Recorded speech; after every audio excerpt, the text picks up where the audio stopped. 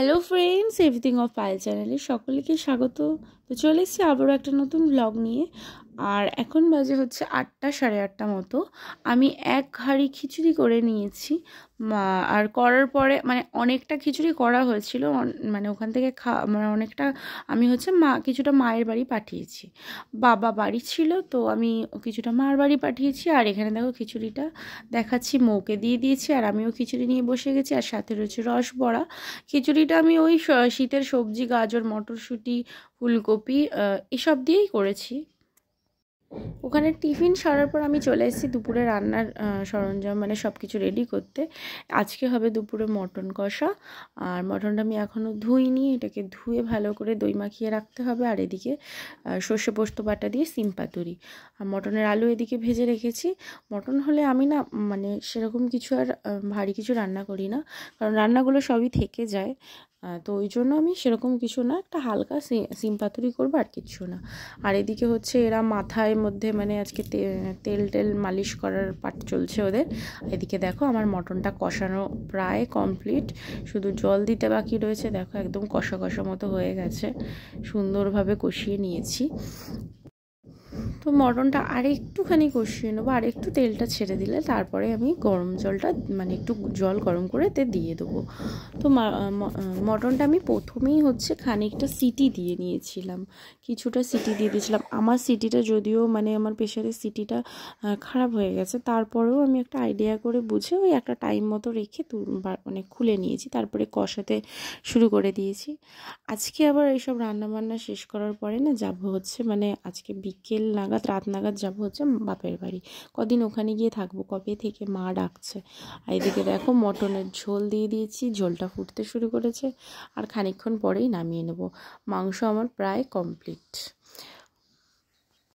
Mutton রান্না যদি কথা ওঠে তাহলে সত্যি কথা বলতে নিজের মায়ের বড়াই করছি না, আমার মায়ের মতন মটন রান্না কেউ করতেই পারে না। মানে একটা আলাদাই, যেরকম আমরা শুনি না মটন মানে হচ্ছে বড় আলু আর একটা মানে সুন্দর ঝোল তুলতুলে, তো মা একদম পারফেক্ট ওরকম রান্না করে। তো হ্যাঁ, এটা হচ্ছে বালিগঞ্জ স্টেশনের মানে উপরে যে ব্রিজটা সেখানে। তো বলে দিই, তোমরা ভাবছো হঠাৎ রান্না করতে করতে এখানে কেন চলে এলো। তো মা ফোন করে, মায়ের হচ্ছে ডিউটি ছিল শাশুড়ি মায়ের।